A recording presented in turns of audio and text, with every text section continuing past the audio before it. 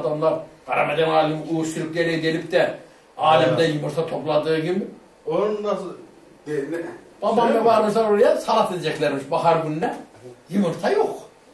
Onun odasına mı varmışlar? Evi vardı orada. Ben kardeşim dur ben akıl düşündüm avradı sıkayım demiş. Nasıl? Nahülerin duvarının dibinde de kul yığılı olurdu. Eskiden kulü dışarı atarlardı.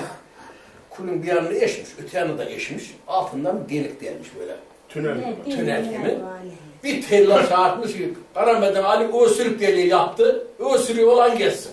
Bir yumurtaya. Şimdi o zaman da bahar günü da millet hep soğuktan hep o sürüyor zaten. Bir yumurtayı alan gelirmiş şimdi. Yumurtayı verirlermiş, delikten geçermiş. Hadi sen git. Şey gelmiş, Feridun'un Hasan Ağa gelmiş. Demiş oğlum senin o sürüyorsun yerli o sürü. Sen 5 yumurta vermezsen seni değil. O diyor 5 yumurta verdi diyor. Şimdi bir sakallı süre diyor. Geçti diyor kule diyor. Ali demiş bir daha geçeyim mi demiş. Vallahi Hasan Ağa o sanmazsa amınım zamanı.